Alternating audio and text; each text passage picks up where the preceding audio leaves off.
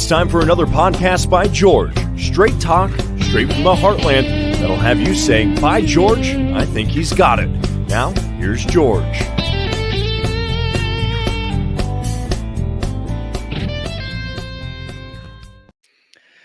Well, hello, hi, how are you? And welcome on in to another special live line from Podcast by George. We've got a great guest returning to the show again this morning, and it's really cool. It kind of reminds me of the great Edward R. Murrow from the Rooftops of London during the Blitz. You may remember that. If you haven't ever heard that audio, it's radio.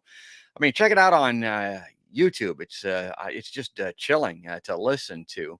But Nick's going to be checking in from the rooftops, and we'll have that on in just a second. For folks that may not be familiar, Nicholas Powers is the author of The Ground Below Zero, 9/11 to Burning Man. And I got a little bit of that here coming up after the graphic to show you the book cover.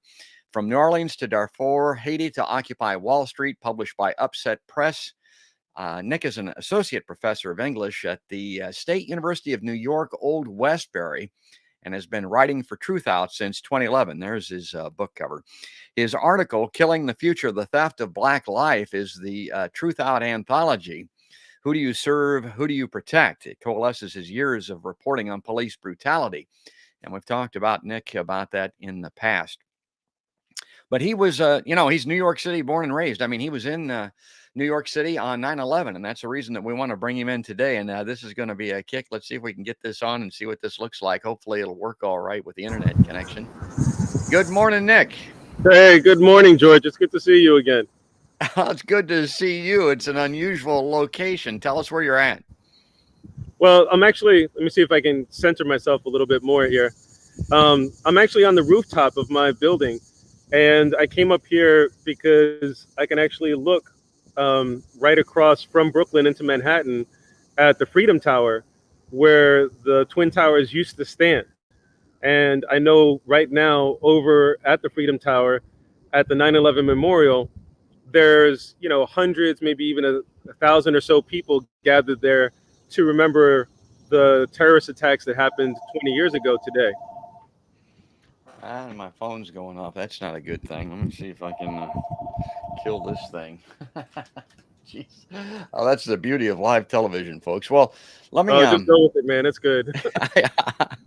Well, it looks like a nice sunny day there. Let me read this to kind of get us going here as kind of a background. I know everybody's aware of 9/11, but this was really well written by Brendan McFadden in iNews out of the UK. Who's responsible for 9/11? The identity of the September 11th hijackers and who planned the terror attacks. 20 years ago, on September 11th, 2001, 19 militants hijacked 4 commercial aircraft and carried out suicide attacks in the U.S. In the first attack at 8:46 a.m., American Airlines Flight 11, traveling from Boston to Los Angeles and piloted by plot leader Mohammed Atta, smashed into the North Tower of the World Trade Center in New York City. At 9:03 a.m., the World Trade Center South Tower was hit by United Airlines Flight 175. And also at 9:37 a.m., American Airlines Flight 77, traveling from Dulles, Virginia to Los Angeles and piloted by hijacker Hani Hanjour, struck the Pentagon.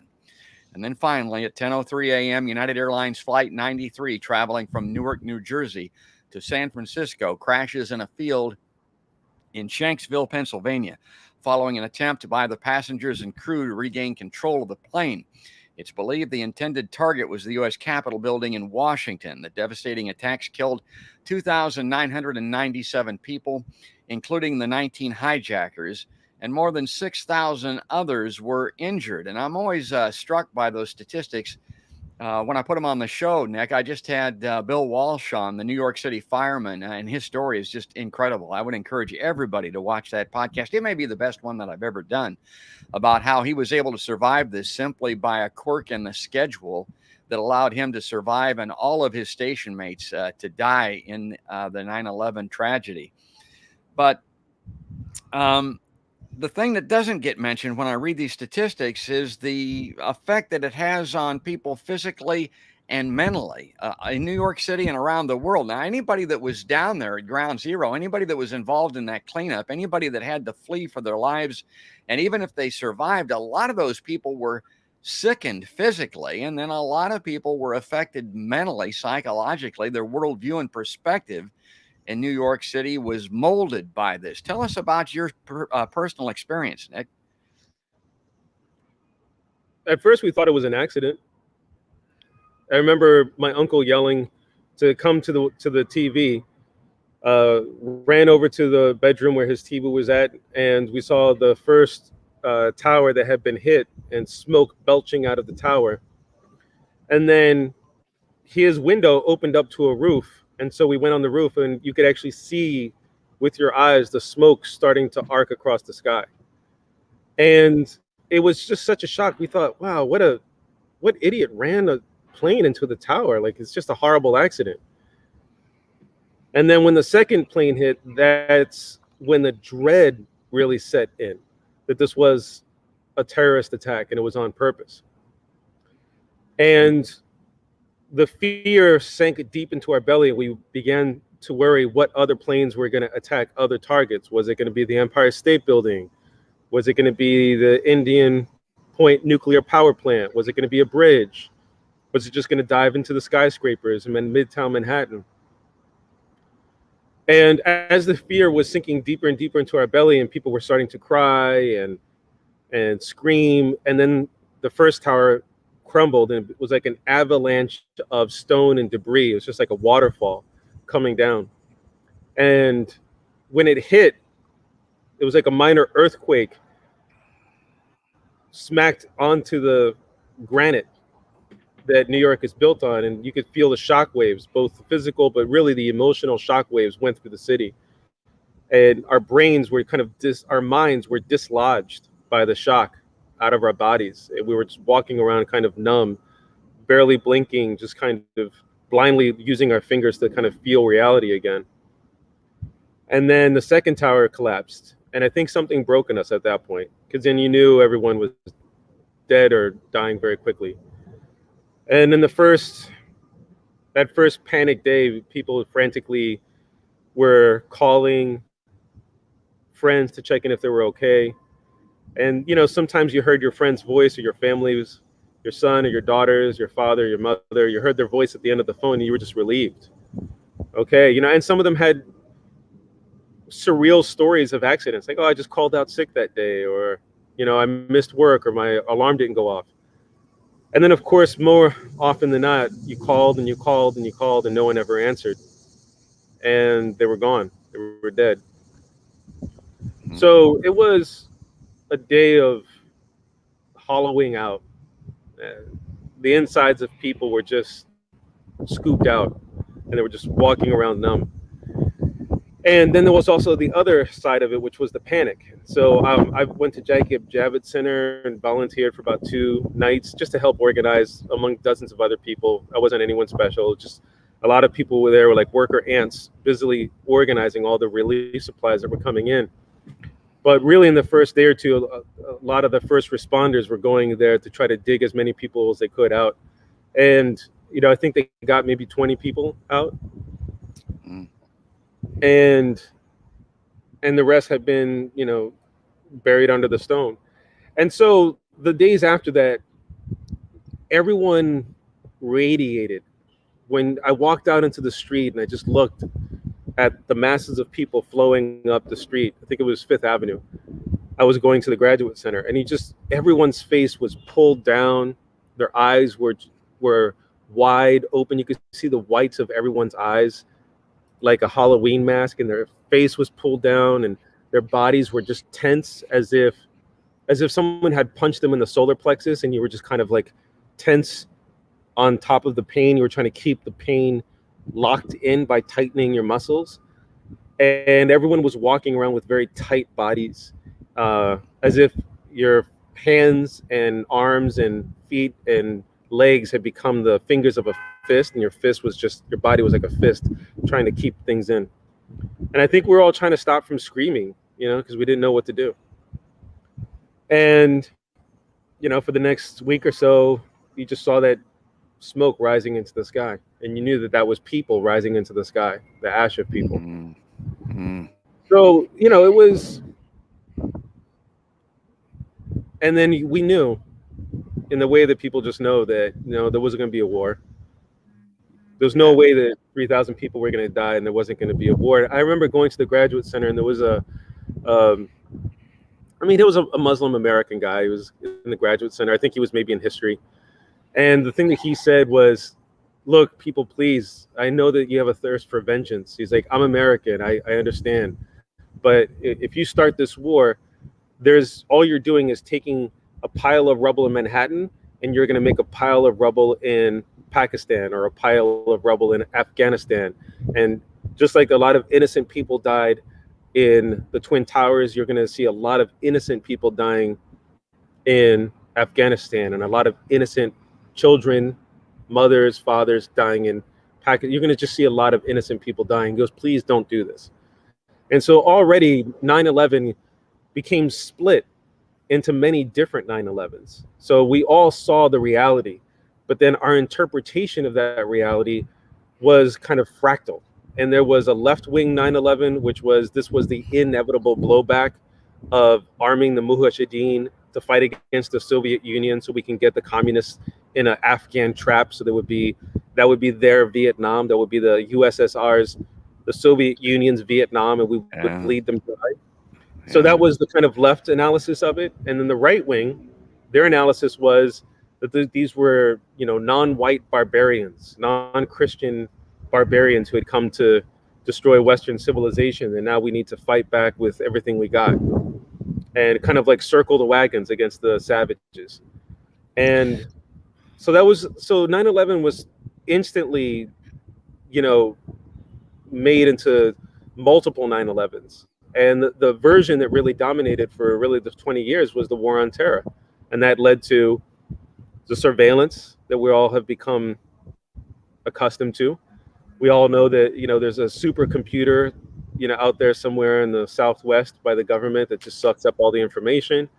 We got used to the bigotry against Muslims, Muslim Americans, people who even just look as such. We got used to the war on terror. We got used to drone attacks on innocent people overseas as collateral damage. And then finally, we got used to this fear that we're going to be attacked, fueling bigotry against Muslims in the United States, which in part fueled the rise of Donald Trump, who would talk about Arabs dancing in celebration in Jersey when there was no proof of that, or trying to have a Muslim ban when it was not really effective and just made more enemies. And so, that version of 9/11 fueled a lot of rage. And I think the most important thing and the last thing to say for this part is that the real lesson of 9/11 for me is not the left wing 9/11, it's not the right wing 9/11, but it's the 9/11 of the first responders, because they were risking their lives to help people who they didn't know. And a lot of them got cancer dust in their lungs, and many of them got sick and died from the cancer. There was a famous image of a black woman covered with dust called Ash Woman, and she died at like 42 years old, I think, or very, very young, from stomach cancer. So, the first responders did their job, which is they risked their lives to try to rescue people against impossible odds, and they got 20 people out.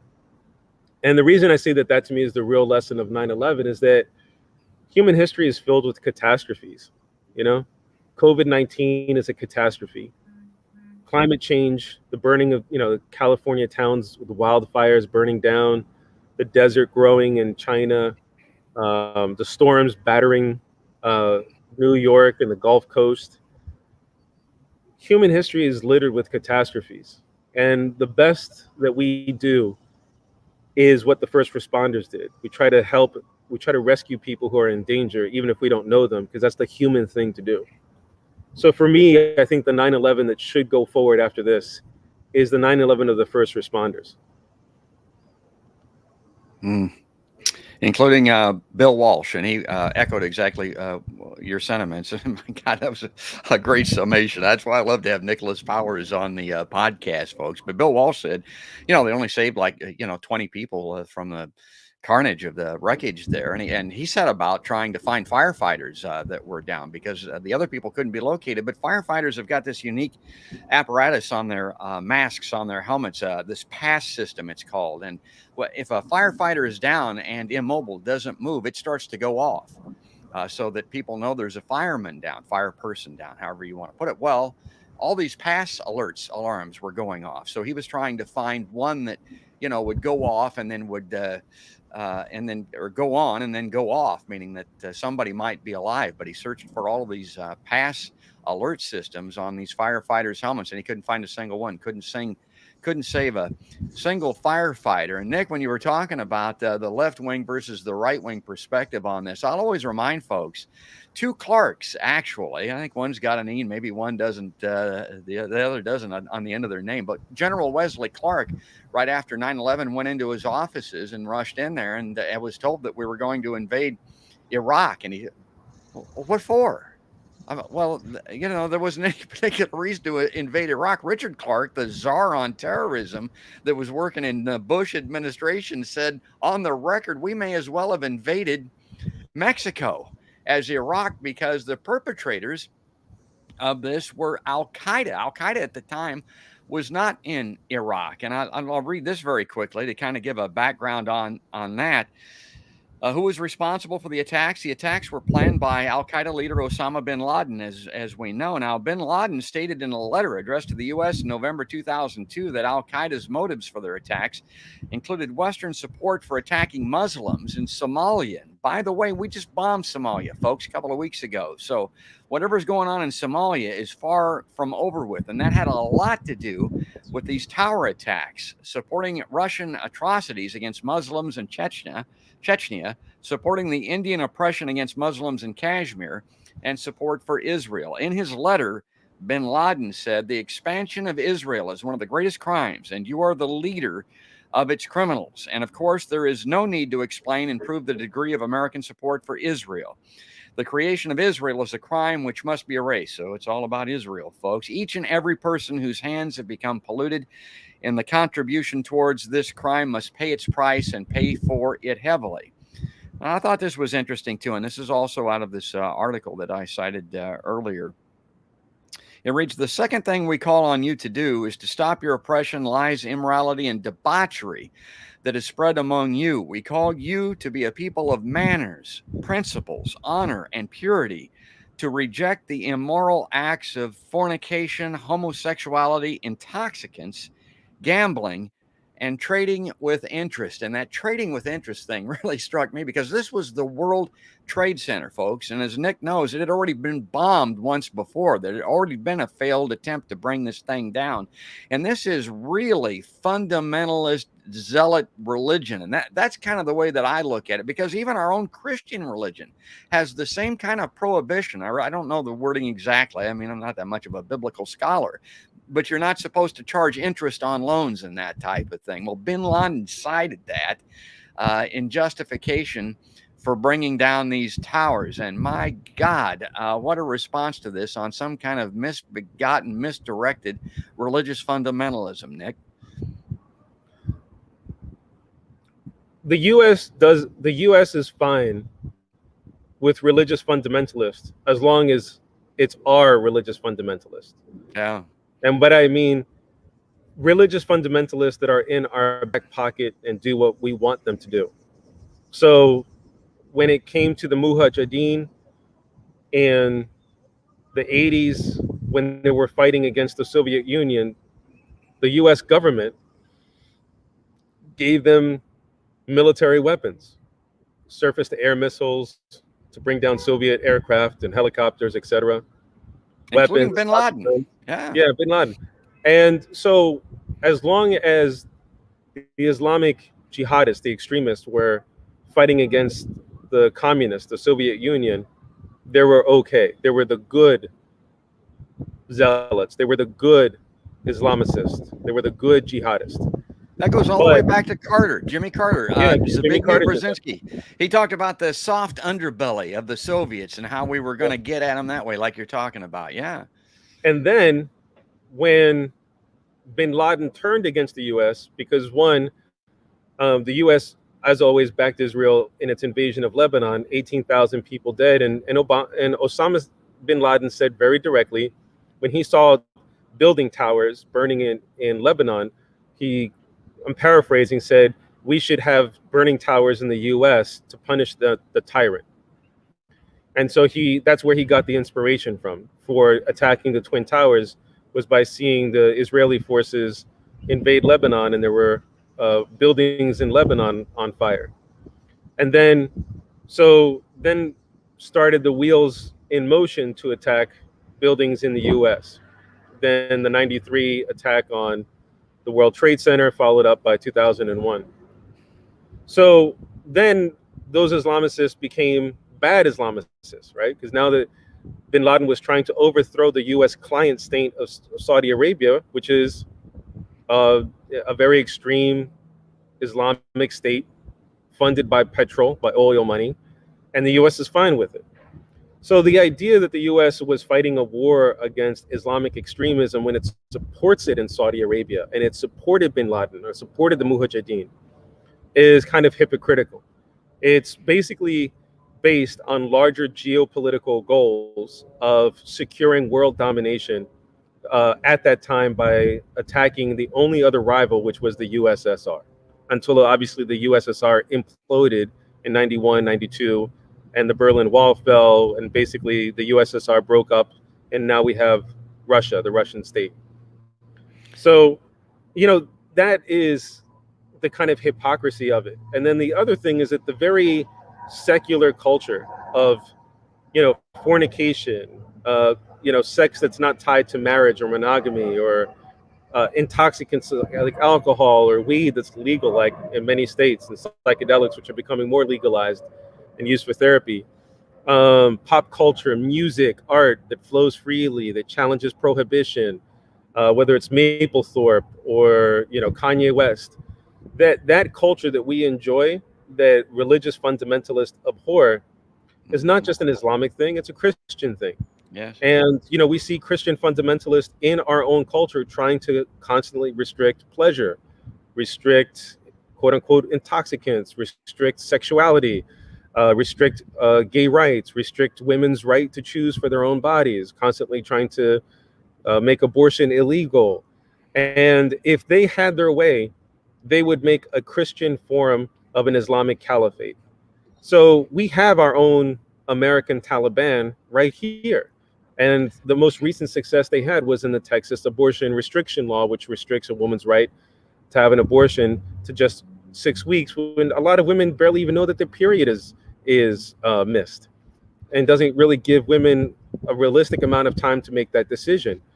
So, again, it's hypocrisy for the U.S. government to have good and bad jihadists. It's hypocrisy for the media to follow through and pretend that we don't have our own American Taliban. And I think for those of us who I would categorize as either liberal, progressive, or revolutionary, who believe in a secular democracy, who believe that a state should not be beholden to one religion, one ethnic group, one class of people, the wealthy or the rich, but that a secular democracy has to be open to all people, but also have lines that you can't cross. You can't force your religion on someone else. Men can't force women to take the back seat. One racial or ethnic group can't dominate the others. One class of people, the ruling or the wealthy, can't use their money to buy off the media and politicians to make the working class suffer every single day at work. Yes. So a secular democracy has to be one that's truly open to all the people. And if you're on that side, then that means you're against both the Taliban with their barbaric form of almost, just brutal religion, and the American Taliban, the Christian fundamentalists and evangelicals who are constantly seeking to restrict our freedom to choose by saying their God is the only God and their way of religion is the only way of religion. You have to push back against both, and at the same time push back against what I would say is the market fundamentalists, the wealthy, who say that this economic order is the only economic order. And then finally against sexual and racial prejudice, saying that only men should be the one in power, or only this racial ethnic group should be the one in power. You have to push back against a lot of different fronts. That's great. Here's something I wanted to ask you about. Now, in my earlier podcast that I mentioned with Bill Walsh, I talked about my mother's reaction to this. She was in the hospital dying of cancer, and it was an interesting perspective. And basically, if it's your life and death that's on the line at that moment, that's mostly what you're concerned about, folks. And that kind of surprised me with my mom. Now, my dad, I talked to him about it. Now, he was he owned a rock quarry. And I remember calling him up on the phone and asking him if he was watching the news of what was going on. And of course, he had a television set there in the office, and he was watching it all. And he had an interesting reaction. He said, well, maybe now we'll learn about sticking your nose in other people's business. And I thought, what that reminded me of, Nick, was the words of Malcolm X after the assassination of John Kennedy. And he got a lot of heat for this, Malcolm did. And I know that you've studied Malcolm X extensively. But what he said was, the chickens have come home to roost. When Kennedy was assassinated, and people thought, my God, that's in poor taste, that's hateful or whatever. And in my generation and the era and the area that I grew up, Nick, everybody thought Malcolm X was, all bad. But now people even around here are coming to understand that, he wasn't all bad. I mean, the guy was prophetic in some things, and he was prophetic in that. And I think that also applies to 9/11 based on what you're describing. The chickens came home to roost.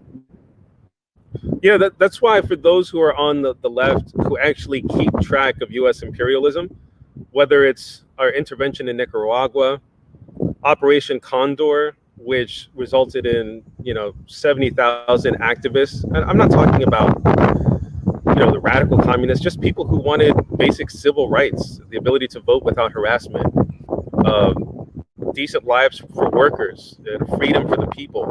Almost 80,000 of them were killed because the United States was intervening in Central and South America through its School of the Americas. Our intervention in the Middle East, upholding the Shah. So, in Iran. And so constantly, what you're seeing is on the left, because the left keeps track of American imperialism and the consequences of it, when blowback happens, whether directly or indirectly, it's not a surprise because you're keeping track of it. Just like, quote unquote, chickens coming home to roost. You're not surprised that there is attack when we have been bombing other people, intervening in other countries, propping up really violent dictatorships in the Middle East and Central and South America. And so, again, it's not a surprise. But if you're on the right and you're not really keeping track of American imperialism, or you are and you're championing it or cheerleading it because you think it's the right thing to do because, of market fundamentalism, or you think the savages need to be controlled by civilized force, well, then you are surprised because you're like, oh, I didn't expect that. We are supposed to be a force for good. And I think that on a deeper level, what has to happen is a turning against war itself. Yes. Because we've gotten to the place in human history where war, the tools of war, are so effective that in the wrong hands, they could wipe out all of humanity. When you've taken not just swords and crossbows, but now you have machine guns and then bombs, and then now you have the nuclear bomb, and now you have nuclear power plants, that the greatest danger now is not whether you win or war. It's about war itself. It's not whether you conquer your enemy, but it's about having enemies. A radical new spiritual change has to take place that's based on a practical, hard-nosed view of where we at as human beings, as a species, and how we've developed. We're a long, long way from the caves. We now have satellites in the sky that are peering into the very beginnings of the universe. We've got nuclear weapons sleeping underneath in silos. We have to start developing a culture that gets us over and beyond our need to have an enemy.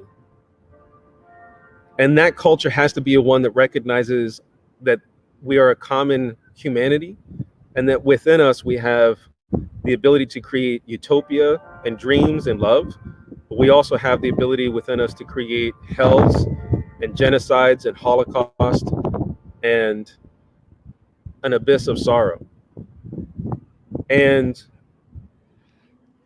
we have to approach each other gingerly, knowing that we're capable of doing both, and asking, how do we keep each other, rescue each other from our worst impulses, constantly striving to go to the better impulse, to the better angels of our nature. And that means letting go of this desire for revenge,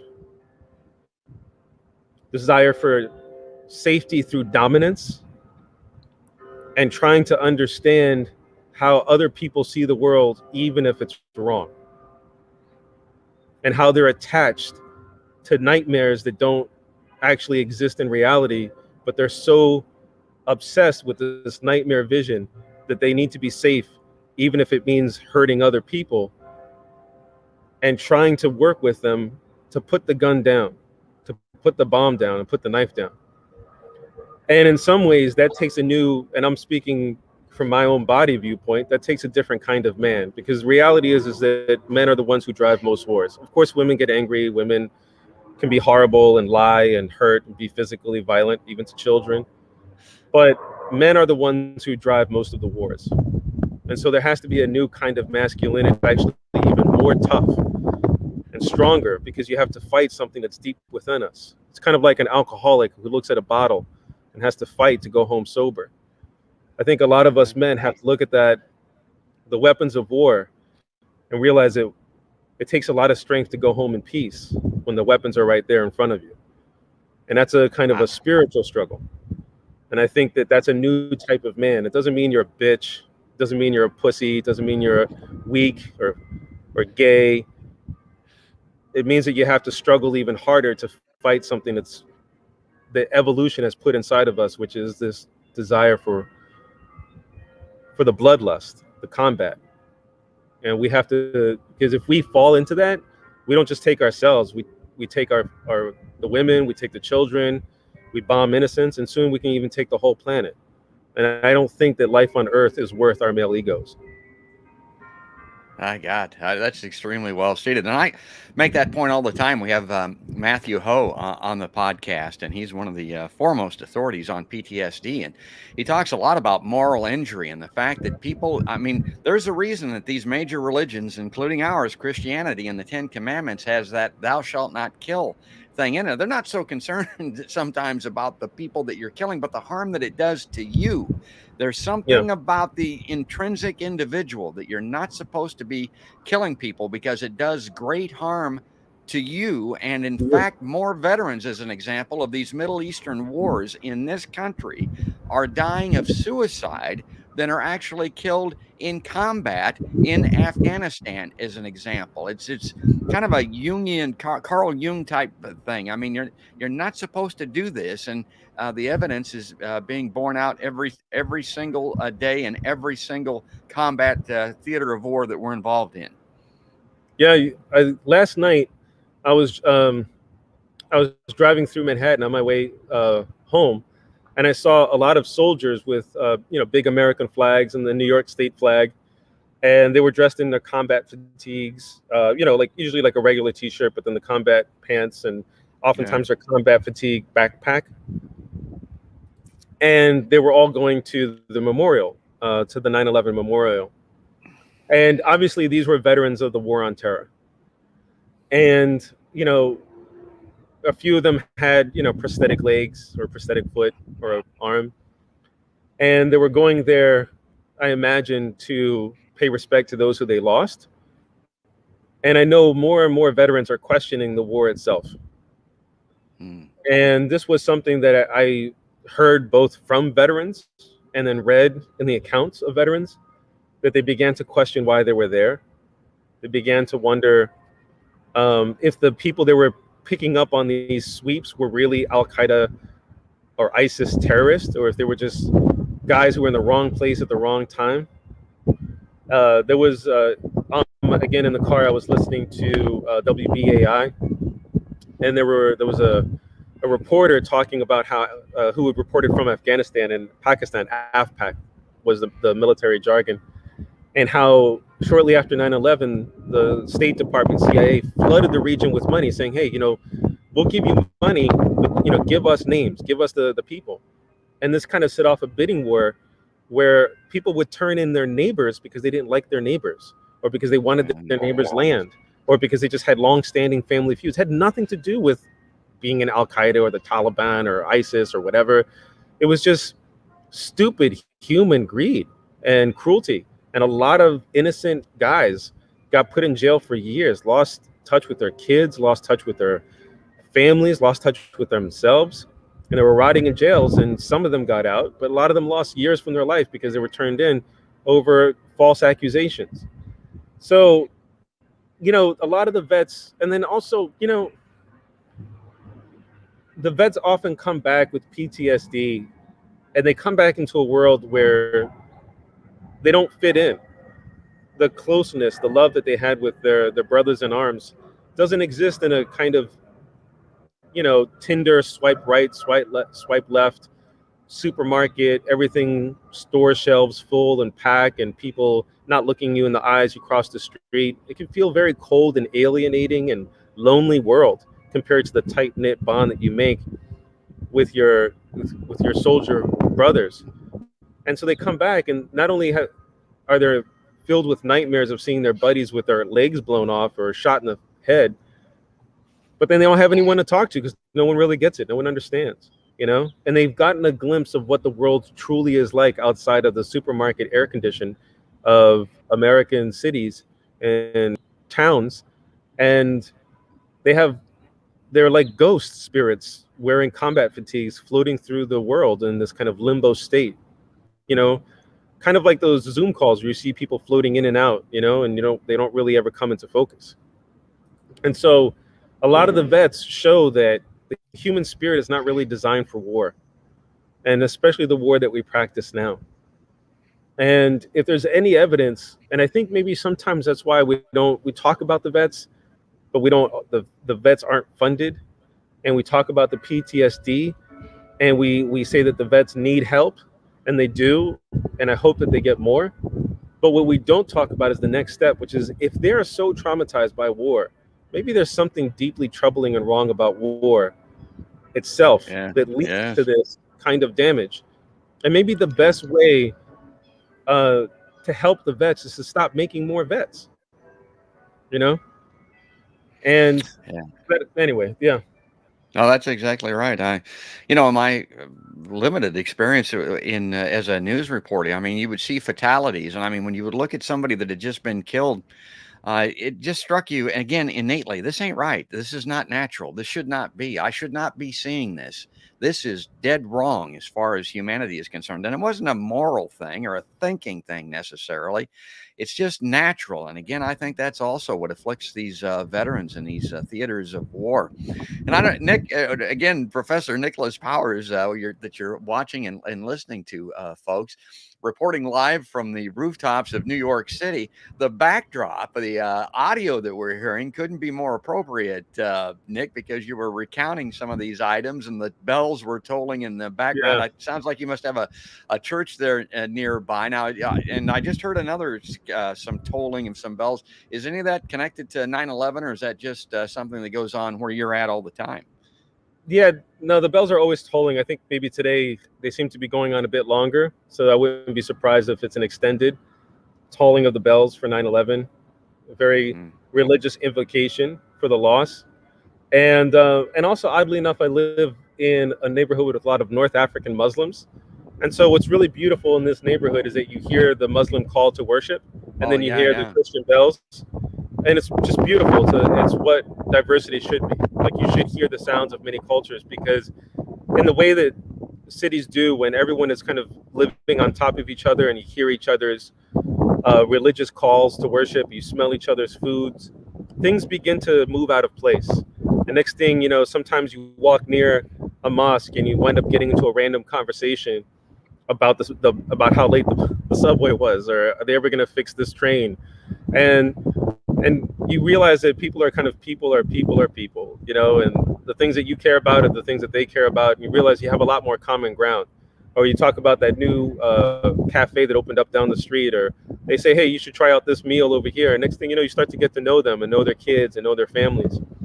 And what you realize quickly when diversity works is that there's a common humanity that we all share, and that all of these identities that we think are so damn important, you know, what's your race, you know, what's your religion, what's your class, what's your job, you know, all of those things that we pile on top are just like house of cards. And that what's really holding it all up is that we all know someone who we love. We're all loved by people. We all want to get to a place easy. We get frustrated if the subways or buses don't work. We all love good food. We all, you know, want someone who maybe doesn't want us, or don't want someone who wants us. You know, all the confusion of love. And so it's just, you realize quickly that it doesn't matter if they speak Arabic or French or American English or British accented or Spanish. There's just a common humanity there. And I think what diversity does in a kind of odd paradoxical way is not emphasize the differences, but actually emphasizes the similarity. And things begin to move out of place, and you realize that, oh, what the place that they're all moving in is the larger container, the larger space of the common human spirit. And then you're like, oh, then you become less afraid, because you realize, like, okay, yeah, maybe they go to the mosque, but you know what? They don't actually take Allah that seriously. Maybe this person goes to the church, but you know what? They don't take the Catholicism that seriously. And you realize people are more complicated, and the brain is large and infinite, and has much more space than the ideas within it. Right? The mind is a lot larger than the ideas inside the mind. All the ideas inside the mind are flickering lights, but the mind itself is like a starry night. It's the larger space in which all of those stars flicker, but none of those stars are larger than the night. And so all of these ideas are not larger than our total ability to think. And so when you realize that, you actually become a lot less prejudiced, a lot less bigoted. And you can hear the Muslim call to worship and the Christian bells, and you think, yeah, that sounds about right. That sounds like music. That sounds about right. That is music. Well, we're just about out of time here, and this is great, folks. If you're just joining us, this is Professor Nicholas Powers reporting for us, really, from the rooftops of New York City live on 9/11. And here's what I want you to talk about here as we close, Nick. I'm oftentimes struck when I consider how crazy this country seems to have gotten just in recent years, how we've gone off the rails since 9/11. But if you think back, this was the first time that we had ever been hit as a country by a foreign power. I mean, we'd been involved in, you know, foreign wars as long as I've been alive, and before, going back to my grandfather's time, basically. But in New York City in particular, I mean, it really came home, and people became fearful. And as I've often said, and being in the news business and reading the wire services, I know for sure as New York City goes, so goes the country. And people became fearful, and they're sitting at home right now, and they are scared to death of so many things.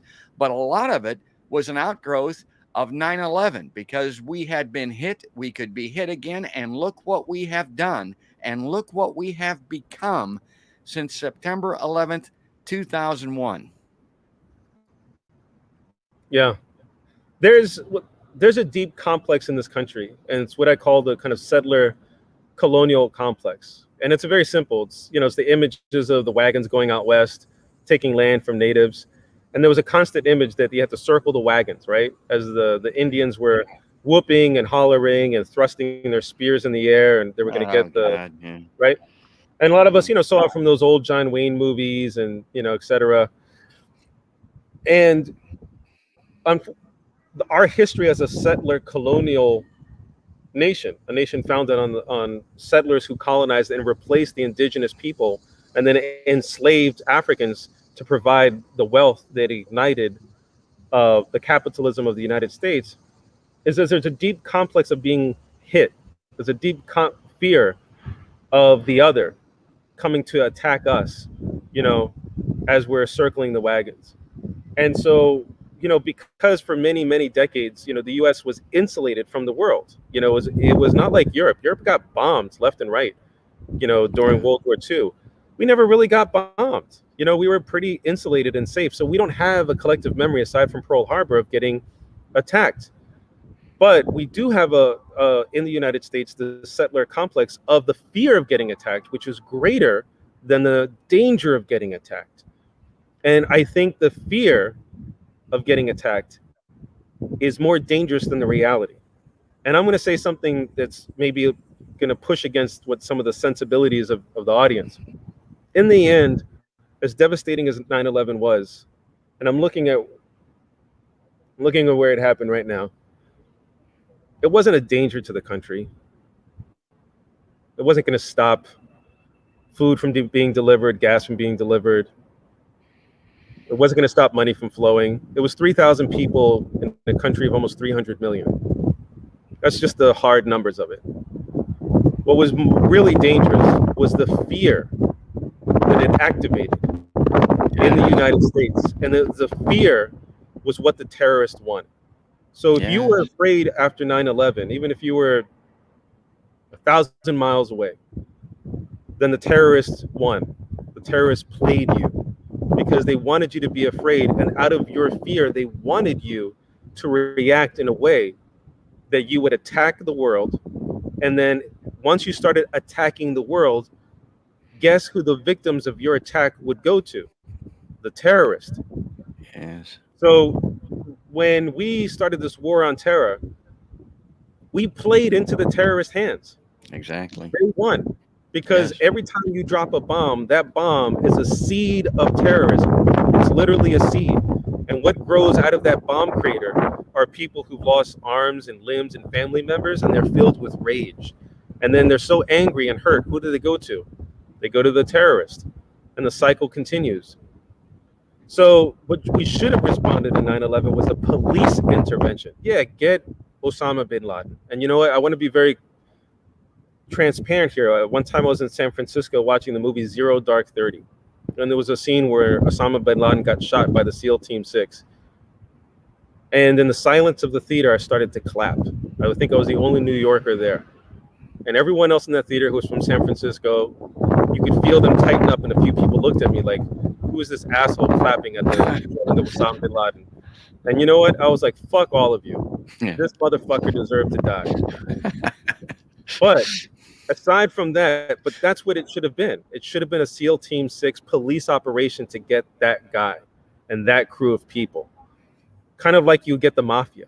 But you don't wage a war against the whole region because you're playing into the terrorist hands.